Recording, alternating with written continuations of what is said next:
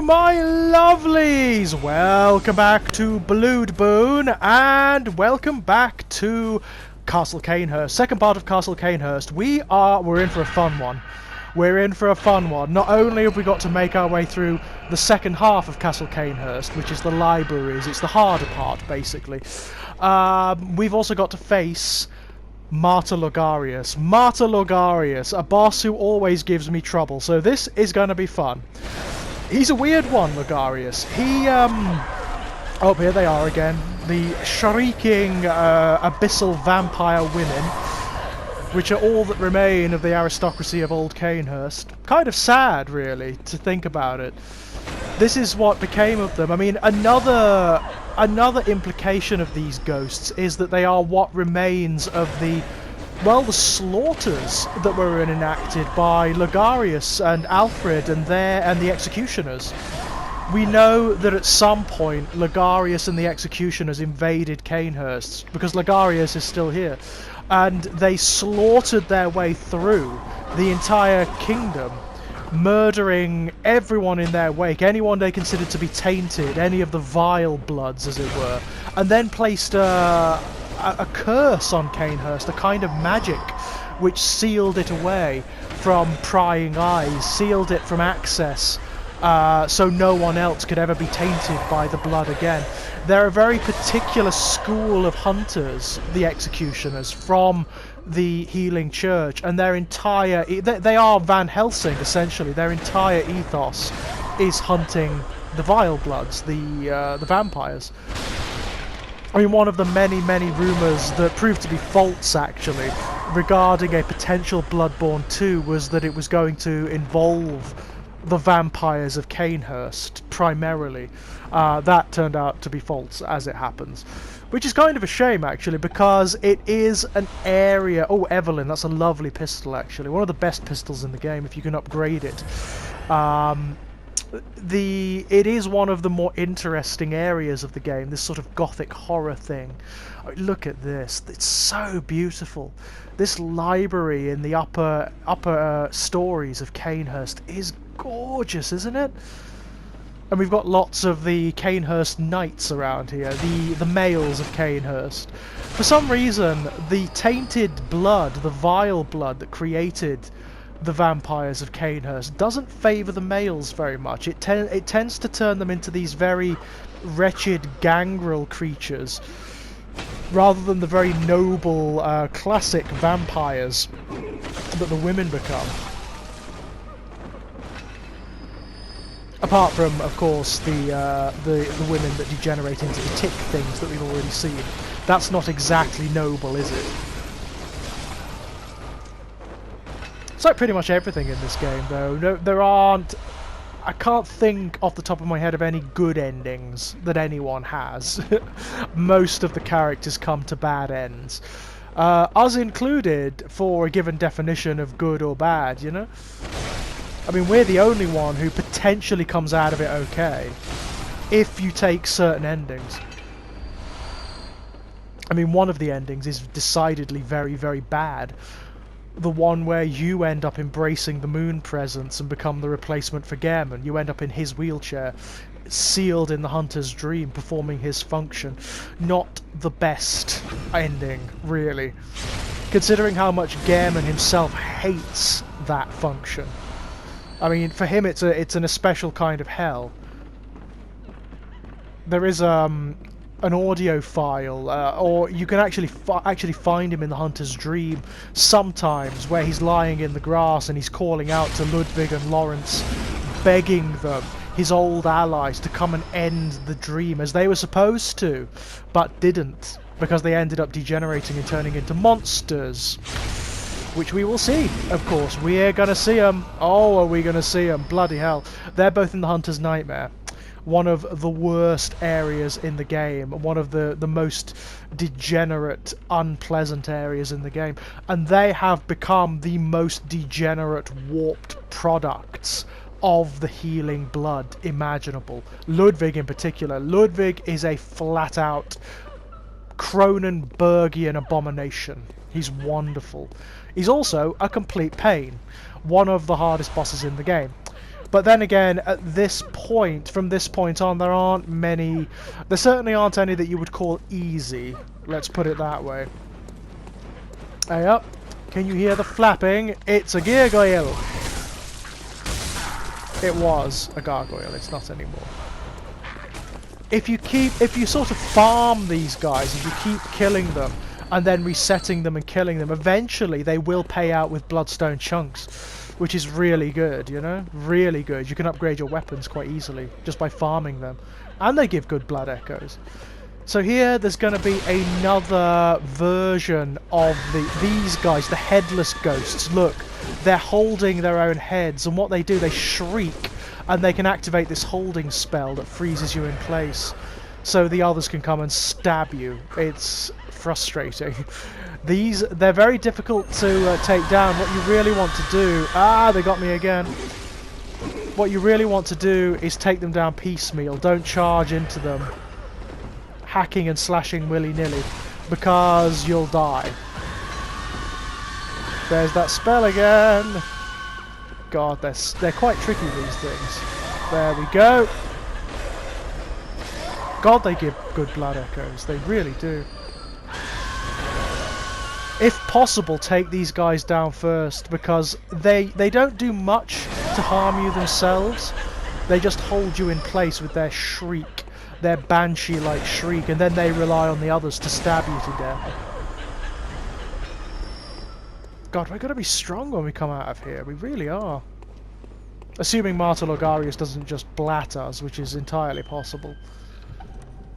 He's a really weird boss. Oh, the Executioner's gloves. Those are very good, actually. They're an arcane item. Martyr Logarius uses the same power that they have. In fact, he uses most of the arcane powers in the game. It's just that his arcane powers are slightly different from the powers of the kin. They're more of an occult-style power. You'll see what I mean. He's like a wizard, essentially. As his name implies, he's considered to be something of a saint. Oh, the Knight's uniform. I love that one. Love the Knight's uniform. It looks great. The only thing that looks silly is what completes it, which is a wig, which we're not going to wear. It's literally a powdered wig, which we are not going to wear. It looks silly. Look at that. It's beautiful. And every area you can see from here is a part of the game that you can access. If you look from this balcony, you can see the Forbidden Woods, you can see Hemwick Charnel Lane, you can see parts of Yarnham. It's brilliant, absolutely brilliant. From some areas you can even see Bergenworth. Okay, right. I'm just going to go across here because there is an item, but we need to go in there eventually. Got to be very careful here. If you fall, you die. It's as simple as that. It's very precarious. Very careful. Bloody hell. It reminds me of areas in Dark Souls, this does, like the Painted Worlds. You see him? You see him up there? Ah, you bastard. Aha! Oh, and he fell inside the tower. Oh, he didn't. No, we've got him. Aha! There we go. The most risk they pose here is they make you panic and make you fall off, or they push you off with their sonic shriek. Okay, right. We need to go in through here, I believe. Yep, here we go. And this will activate the shortcut as well. There's a bookcase that moves in classic Scooby-Doo style. There we go. Love it. Love it. Okay, and here's the ladder that we need. That will take us up to Martyr Logarius' seat. His throne. God, it's very high up here. It's a massive library. Given unlimited resources, this is the kind of place where I'd live. I'd just live in a vast library. I'd be quite happy. Happy? I'd be bloody ecstatic. All these books everywhere, all this, you know, this time to study and to read and to... God, I wouldn't want for much else, to be perfectly honest. Chocolate every now and then. That'd be a bit of coffee. That'd be about it. I'd be ecstatically content. Oh, Scrabbly! Got him! Oh, Bloodstone Chunk. Very nice. Again, a different arbor, a different ethos in this area. It's got this sort of warm wood-panelled feeling about it. Very different from all the other areas, both in Canehurst and in the game. It's one of the strengths, not only of Bloodborne, but of all of these From Software games. The variety of environment is incredible in all of them. Okay, this is precarious. We've got to go across the roofs to get to where Martyr Logarius is, and that is problematic. This guy, he's got the red eye going on, so he's a bit nastier than the others, and he can summon others, so we've got to kill him sharpish. There we go. And this is the knight's wig, I believe. Yeah, we're not wearing that. It's silly. Oh, others have landed. Ah! Yeah, if you don't kill the red-eyed one, he just keeps summoning these things. It's a pain. See the courtyard down there? That's cool. That's where we came in, look. I love that about these games, the way you can see where you have been and where you're going. And it sort of exists in real time, you know, you can actually go to it. I love that. My cat Rufus just scared the living shit out of me by leaping across the back of my chair, didn't you, Rufus? Not the game to be doing that on, I'm afraid. Certainly not when I'm going to go and fight Martyr Logarius, thank you. You're a very bad Hunter's Familiar, Rufus. Do you know that? You're a very bad Hunter's Familiar. Yeah, that's exactly what you are. Okie dokie, here we are. This is the seat of Martyr Logarius' throne. He has basically... He's called Martyr Logarius because he has sacrificed himself to keep the magic that conceals and contains Canehurst going. It has, of course, warped and transformed him, just, you know, as everything is warped and transformed in this game. But he's kind of doing something quite noble from his own perspectives. Here he is. He's so Dark Souls, this guy. He looks like a Dark Souls boss. He even acts like a Dark Souls boss. He's got all of, like, the sword play and the magic of a Dark Souls boss. Look at him. He's very impressive, isn't he? Uh-oh. There's the crown, prominent. That's the crown of illusions. That is actually the, Oh, look at that. I love that. The frozen hands coming to life. Oh, it looks so painful, doesn't it? It looks so painful. Uh-oh. He's got to stop you from reaching Annalise, the Queen of the Vile Bloods. He's got to stop you, because that's what his oath is. That's why he did everything he did and sacrificed his existence, you know? So he's going to fight. He's going to fight with everything. Now, okay. This guy's tough. He's hard to get close to. You've got to use the environment, because he uses loads of long-range arcane attacks. You've got to use the environment, otherwise he will blat you. Oh! And you've got to know the patterns of his attacks, otherwise, yes, you can visceral him, and that's probably the best thing to do, to be honest. Oh, that skull attack, that you've got to watch, that can kill you very quickly. The big skull attack. These towers are very useful. Especially for this attack here. That does mega damage if it connects. Come on. What I want to bait him into is his melee attacks. Because when he does his melee attacks, I can visceral him. Like this, yes! And then we can do mega damage to him. That's one of the best tactics you can use against this guy. And then follow it up with a bit of a few combos. Ooh. Alongside Rom and Ebrietas, he's one of the ultimate arcane wielders in the game, this guy. It's a good idea before you go into him, getting an outfit that's got a lot of arcane defense on it. And oh, they nearly had me then. Gotcha! Yes, that's brilliant. I mean, fingers crossed, I don't want to jinx it, but this is going surprisingly well for a Martyr Logarius fight. He's normally, second phase, he's going to be much more active and much more aggressive now. He's going to fly around a lot, and he's going to use a lot of really unpleasant arcane attacks now. His strongest arcane attacks, so I'm going to try and keep him on the hot foot as much as I can. The more I can get him to attack me like this, the better. Oh, he's down to his 3rd form already. Oh my god, this is going bizarrely well. If we one-shot Martyr Logarius, like the first time we fight him, I am gonna like... It will be the first time. Let me put it that way. It will be the first time that has ever happened, my loves. Oh my god, we are. I don't believe it. We're actually going to one-shot Martyr Logarius. It just goes to show, doesn't it? I've been dreading that boss. It just goes to show you can't always predict the way this game is going to go.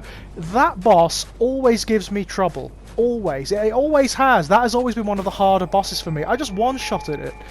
First time ever. On New Game Plus! What the bloody hell? I don't know. It's crazy. We just got the Crown of Illusions, by the way, which is really useful. What you need to do is come up here to where the Broken Throne is, and then you need to wear the Crown of Illusions. You need to actually put it on. And that will activate this. I can't believe it puts the crown on us, like on our model. It looks so silly. And that will dispel the illusions that are surrounding the inner recesses.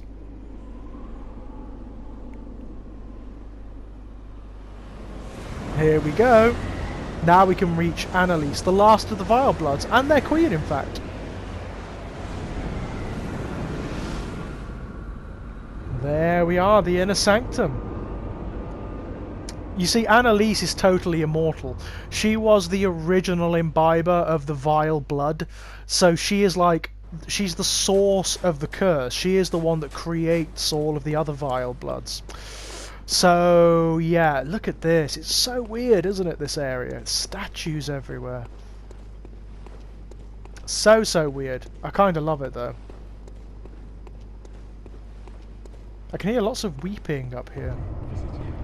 Ah. I claim no subject, but here lieth our throne. Kneel afore us.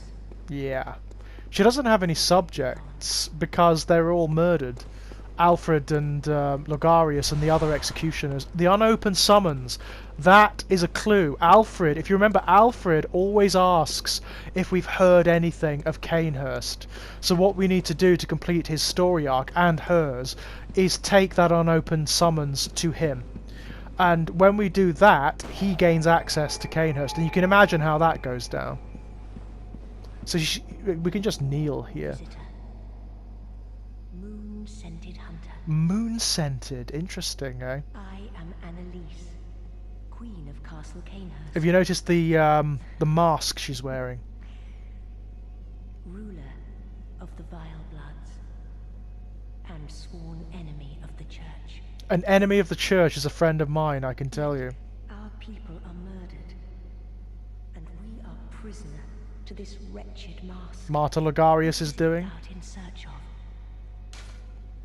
Swear oath, yeah, we can become a vile blood. Well,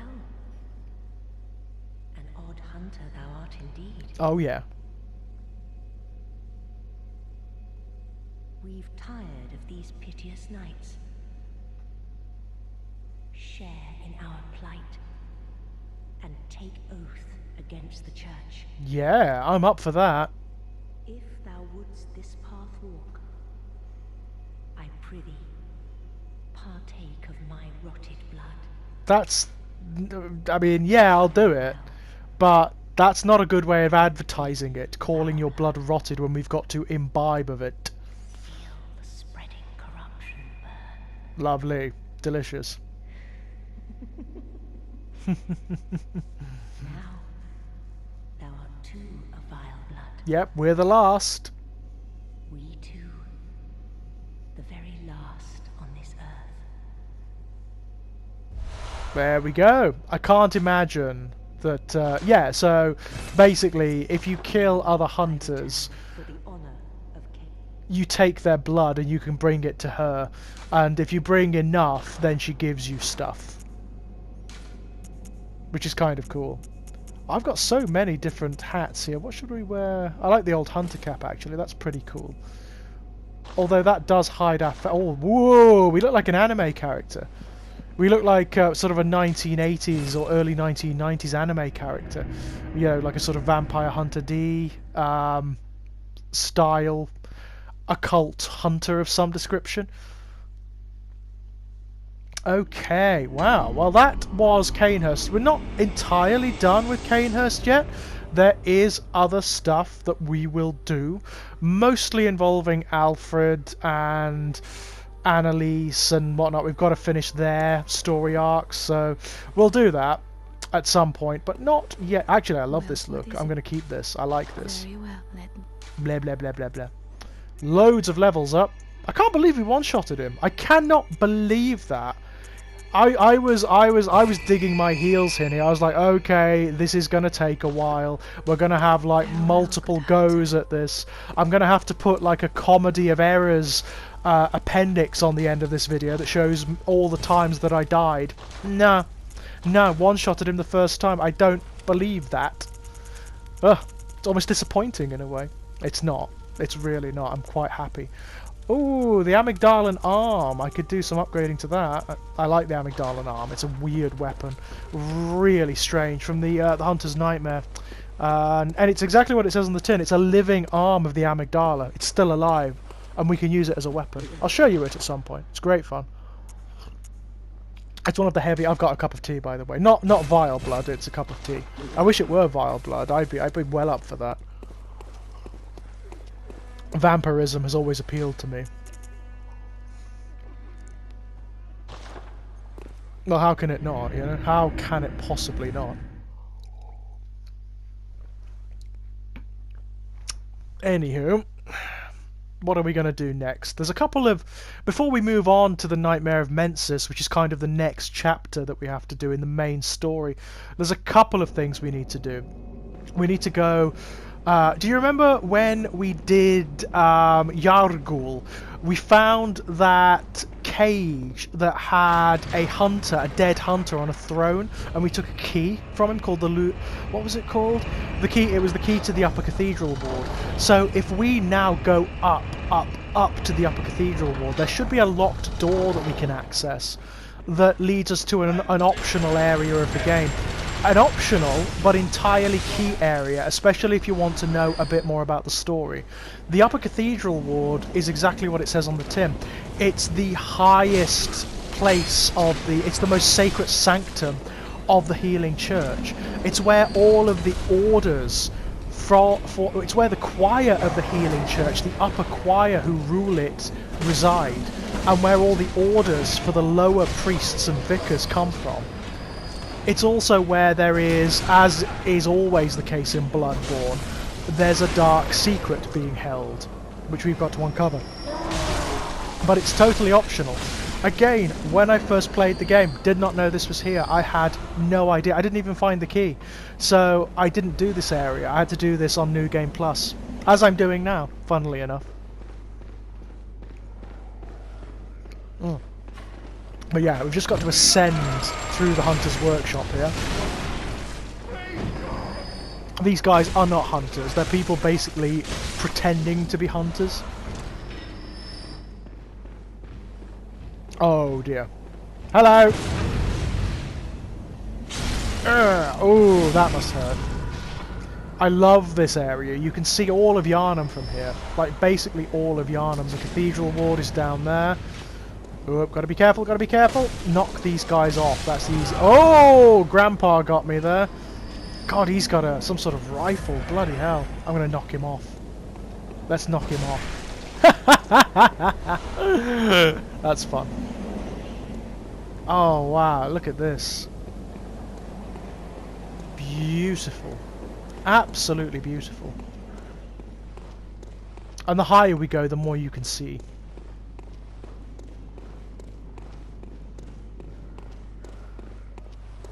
But yeah, as you might expect, of course, the upper choir of the Holy Church are hiding some hideous dark secrets. Of course they are. One hideous dark secret in particular. Right, we'll go through there in a moment. I just want to make sure there's nothing I'm missing around here. Sometimes there... Ah, I thought there might be. Oh, thick, cold blood. Lovely. Shaken, not stirred. A blood martini. That would be nice. I'm sure you can get it in Yharnam. You know, the entire culture revolves around blood. If you look at some of the descriptions of the items, they actually say that there was a time in Yharnam culture where blood was imbibed more than alcohol. He's got a flamethrower, that's ace. You should not give, like, elderly people in wheelchairs access to flamethrowers. I would have thought that that's just like a general rule of thumb, even in Yharnam. I love the Plague Doctor masks that they're wearing as well. That's very cool. Now, where do we go? It's this way, I think. What's in here? I think I've already got it, this item. If it's not normally, if you play the normal game, it's not the Bolt Hunter's mark. It's a badge that opens up certain options in the shop, in the Hunter's Dream. Hey! I hope that these pots did not have some sacred significance. They don't anymore. The Upper Cathedral Ward, here we are. Oh dear. Well, the first thing you see when you come in here is this unholy abomination. You see it? Ew. That is an infant Great One. It's the spawn of a Great One. And they are, as we know from the mythology, Great Ones themselves cannot spawn young. That's why they seek out human beings or other entities, because they impregnate them. They create hybrid creatures. They can't... There's the clock tower, and we'll be seeing more of that. That is very significant, that clock tower. Highly symbolically significant, that clock tower. They need to implant human beings, so the presence of infant Great Ones here suggests something rather vile.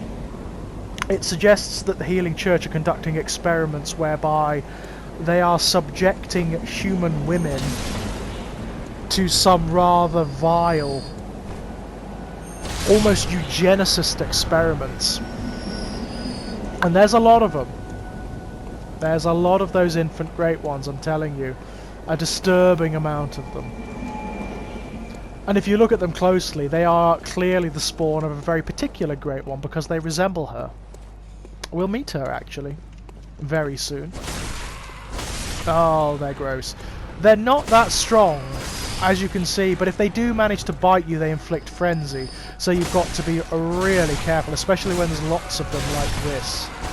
Oh, they are so Lovecraftian, aren't they? So Lovecraftian. Look at them. Brilliant mollusk-like monsters. Love them.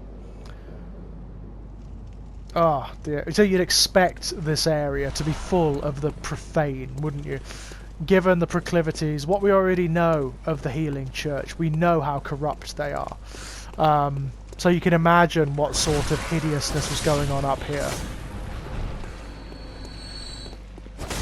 Not that you need to imagine, because the game's just going to flat out show you. Oh god, I mean, this feels bad, it feels wrong. I mean, they are infant Great Ones. They're not, you know, they can't really defend themselves that well against us, but there we go. Oh, crows. Lots and lots of crows. God, they make weird noises. Ugh. Okay. I love how they can't fly. They've mutated so much that they can't fly properly. They're just too heavy. I love that. Frenzied cold blood. Lovely.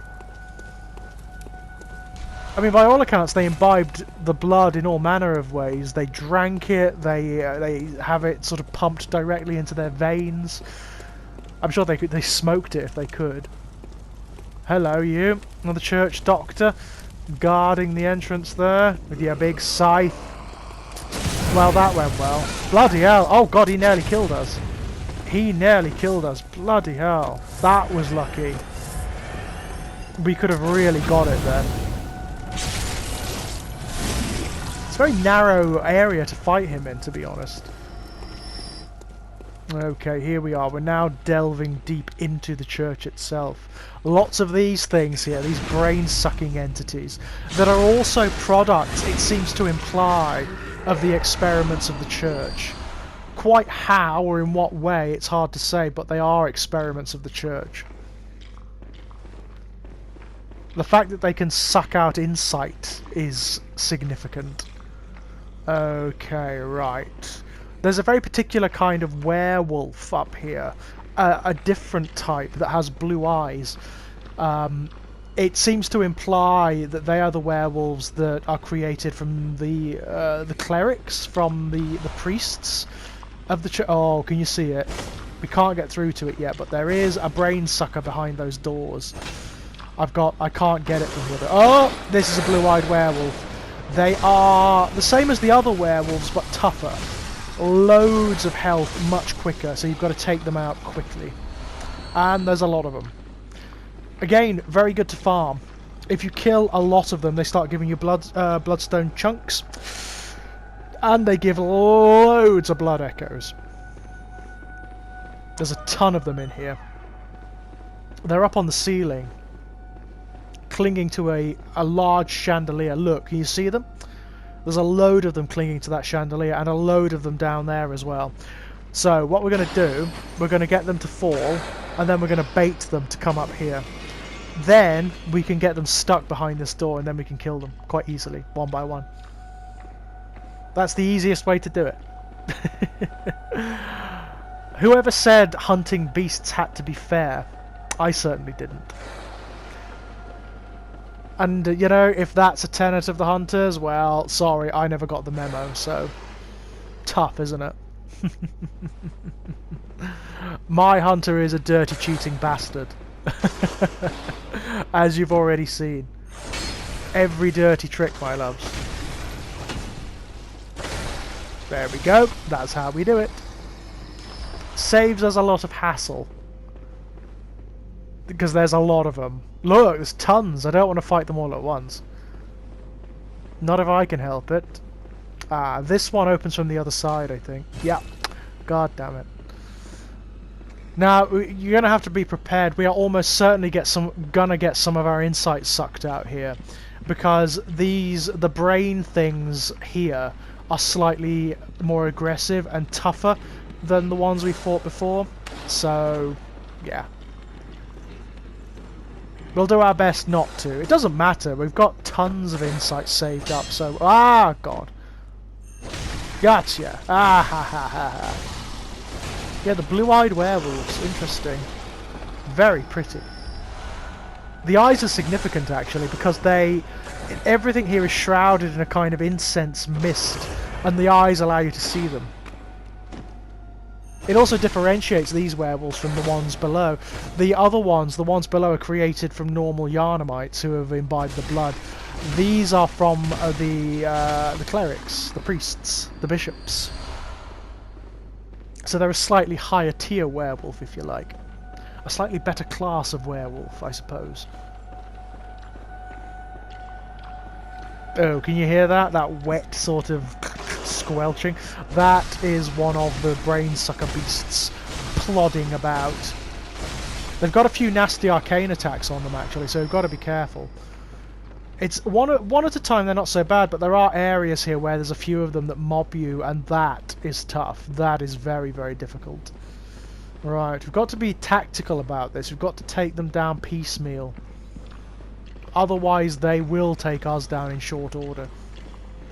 Right, there's one behind here in this little alert. You see it? That is just so positioned so you can hear it approaching. Right. Oh no, no, no! He's going to grab me. Here we go. Watch the... Oh! Oh, it's so gross. Like a flatworm emerges from its head and sucks out your insight. It's so gross. But if you look, they've got the kin blood. That sort of bluish, greyish blood. That is reserved for creatures that are of the kin. Meaning that they are spliced or hybridized with the blood of a particular great one. The one that we're going to see. It's housed in the upper cathedral ward. which is one of the most beautiful actually, and a key part of the story in this game. Ritual blood, useful. Oh yeah, there's something useful outside that door. Very useful indeed. Oh, there's another brain sucker around somewhere.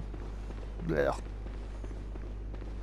I love the way the statues are all shrouded. There's something disturbing about that. It's as though they're afraid of the statues, as though they're afraid of them looking at you, you know? Or being looked at by them. That Scrabbly is a trap. He's supposed to lead you into the clutches of that thing so it sucks out your insight. Oh, it's just spamming its arcane attack now. That's, aha! Didn't work out for you, did it? Oh no! Oh, it did! Oh, he's gonna suck my brain.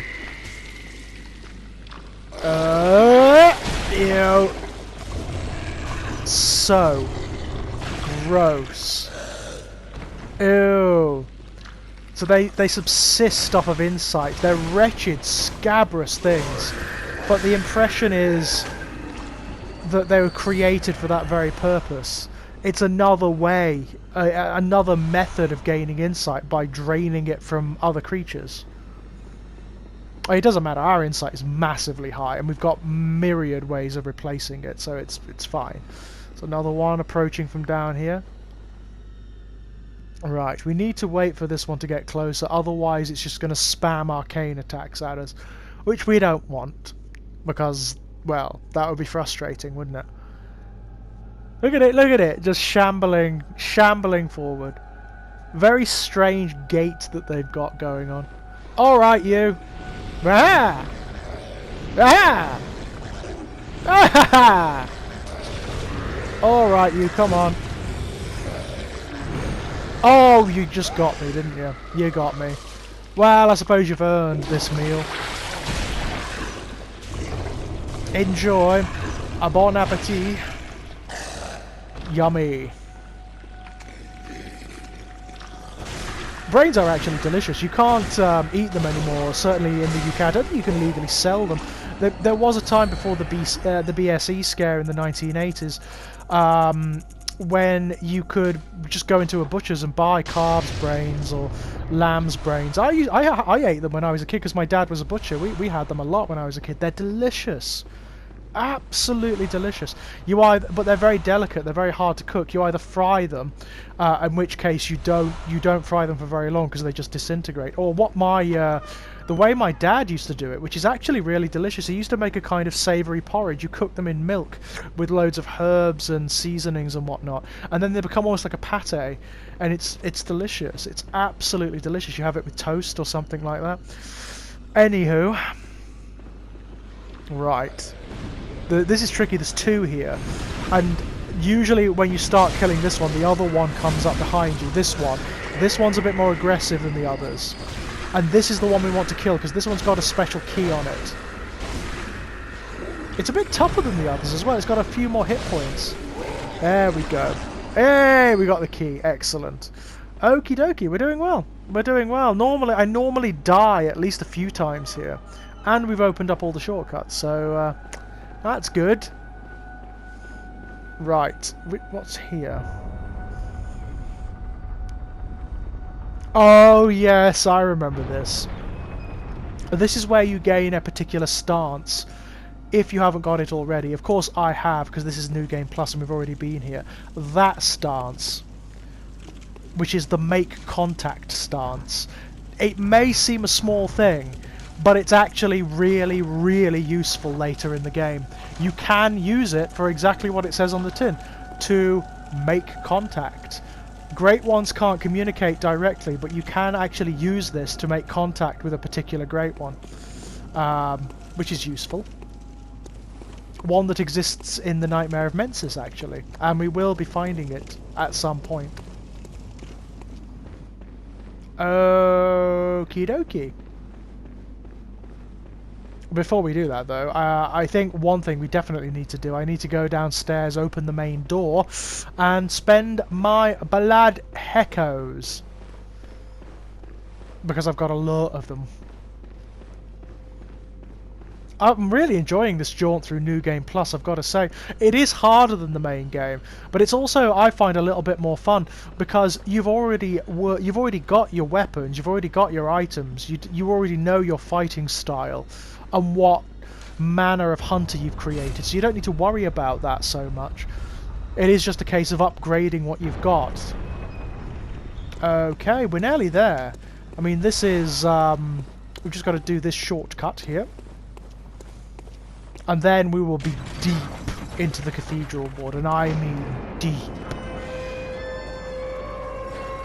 Like in the Sanctum Sanctorum of the Cathedral ward, where no one is supposed to go. Not without running serious risk of driving themselves mad. You know, for looking upon bizarre, weird, sort of nasty Lovecraftian business. God, I'm articulate today, aren't I? Nasty Lovecraftian business. I'm going to call the video that. Yes, my perspicacity is on a roll today, it seems. I'm very tired. Again, that's always my excuse. But I've been at work since 9 o'clock yesterday morning, so forgive me. I'm not feeling particularly articulate this evening. Okay, let's spend our blood echo, shall we? Excellent. Okay. Yeah, there's not much else to do really, other than fight. This area. There are actually two bosses, one after the other, and they're tough. Well, one of them isn't. The other one is. One of them is dirt easy. The other one isn't. So, okay, we're there. We want to go to the Upper Cathedral ward. There we are. It's interesting that this is located on the very first gravestone. It's technically accessible really early on. But you can't get deep into it because you need the key to open the locked door. But you can go up to the locked door pretty early on. There's just no point because you're just going to get stuck there and then have to come back down again, which is never fun. Okay, first boss. The first boss of this area is really interesting. It's a garden. It's the garden where the Healing Church... Look at these statues, those are disturbing. It's where the Healing Church are cultivating the kin, the hybrids of humanity and Great One, because they're trying to create a life form that can communicate with the Great Ones. These things, the blobby alien things, they are born here from these weird occult...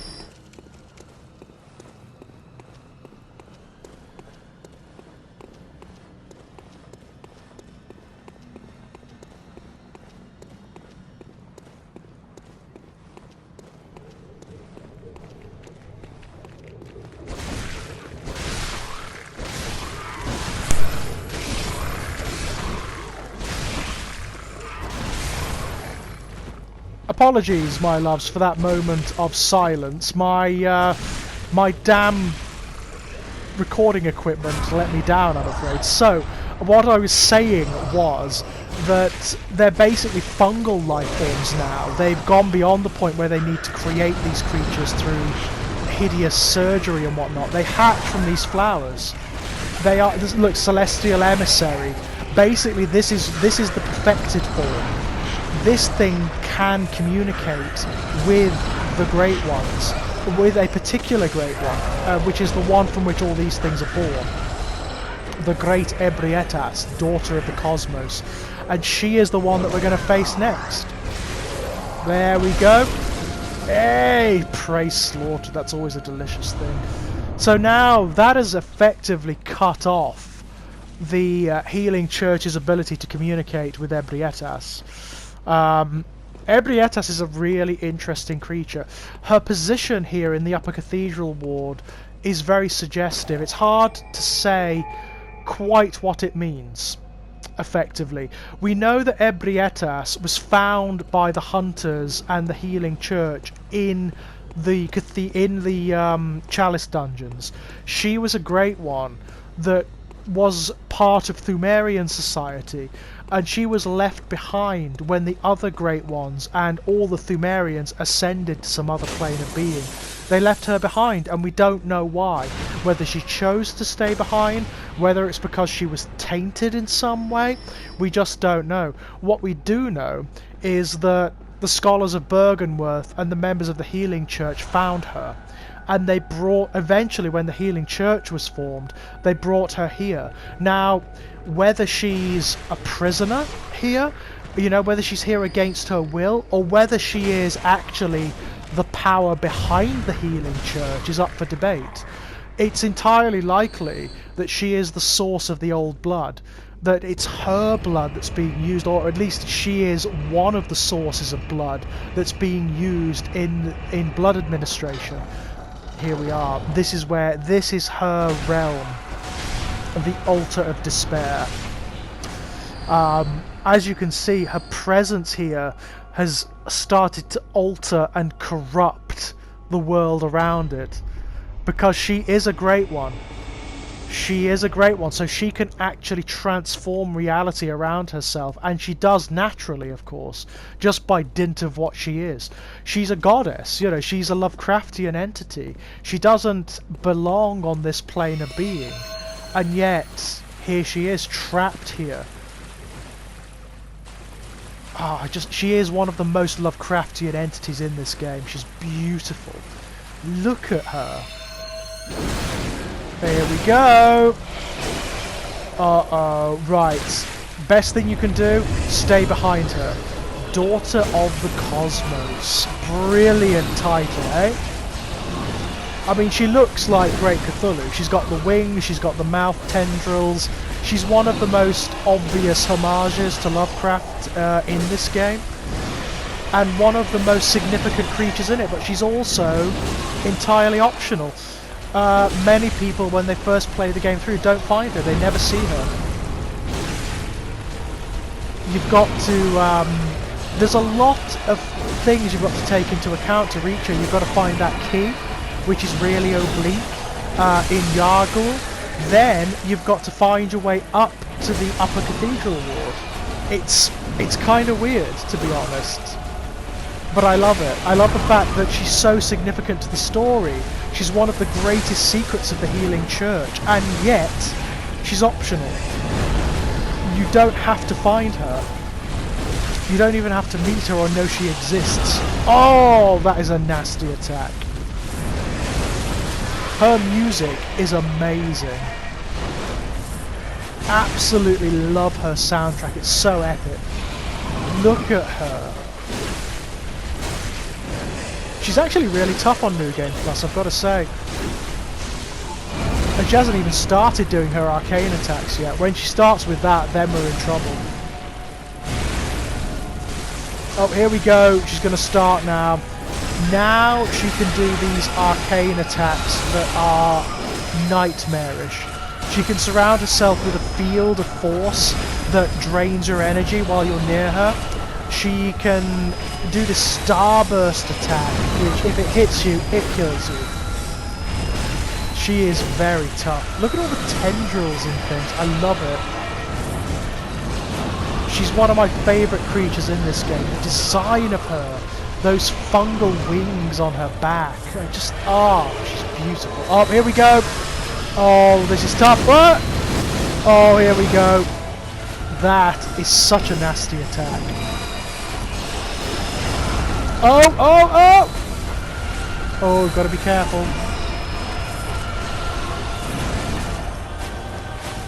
Listen to that music. It is beautiful. That can inflict frenzy on you. That's the blood. That's the old blood that she's spraying at you there. Uh-oh. Oh, here we go. Oh no, I'm stuck. Oh god. Oh god, no. Jesus. Jesus. Oh crap. Oh no, no, no, no. That charge attack is so nasty. Oh, she's flailing now. Absolutely flailing. No, arcane attacks do bugger all against her, so don't know why I'm even bothering with that. She's got very high arcane defense, as you'd imagine. Ow! Ouch. She is brilliant, isn't she? Daughter of the Cosmos. What a beautiful creature. It's a lot tougher to stay behind her in this phase of the fight. A lot tougher. And that field around her, you see the sort of like the particulate matter, that drains her energy. So she is tough. Oh, it's down to the wire. It's down to the wire. We may not do it this phase. We may not do it this phase. So let's try. Oh God. What? Oh no! Oh no! Oh no! It's basically one hit each. If we hit her, she dies. If she hits us, we die. It's right down to the wire, this fight. Oh my god, it's so tense. Oh no! Ah! Oh well. There's no shame in dying to Ebrietas, the daughter of the cosmos. So let's try that one again, shall we? And this time we will actually murder her. Oh my god. One of the most ancient creatures in Yharnam, one of the most significant as well. What a beautiful, beautiful entity. Love her to bits. Love her. I just love the implied narrative around her, the way she is up here secretly this whole time, like Amygdala, you know, she's here this whole time. Since the very beginning, since the foundation of the Healing Church, she has been here. Either as a victim of the Church, oh you bastard, inflicted frenzy on me, so that's a good indication for how this fight's going to go. Either as a victim of the Healing Church, you know, or guiding it all, you know, corrupting everything from within from the very beginning. Who knows? Who knows? This is the secret that the Healing Church wants no one to know. That there's an honest-to-God great one up here. It makes you wonder what the people of Yharnam would actually think if they did know. Mind you, that said, given the way they've gone, they probably wouldn't care that much. Not anymore, anyway, because they're all like werewolves and abominations now, aren't they? So I don't suppose it matters much anymore. I mean, you can summon a helper there to fight against her with you, but I'm not doing that. I want to fight them on my own. That's what this run is for. I want to fight them on my own. Because you only really get the real experience of the game when you do that, to be honest. I mean, it's great they give you the option in case people are finding it too hard, you know, which I often do with a lot of the fights. But there is it is a lovely element of the game to learn how they work, to figure out the puzzle of them. There's a great sense of accomplishment from killing these creatures on your own. There really is. Oh, we're not doing too badly at the moment. Of course I've said that now, so I've probably jinxed it, haven't I? Just stay behind her. That's the easiest thing to do. Stay... Oh, yeah, I need to take my own advice a little bit there, don't I? Listen to the noises she makes, the vocalizations. It's no wonder no one can communicate with her.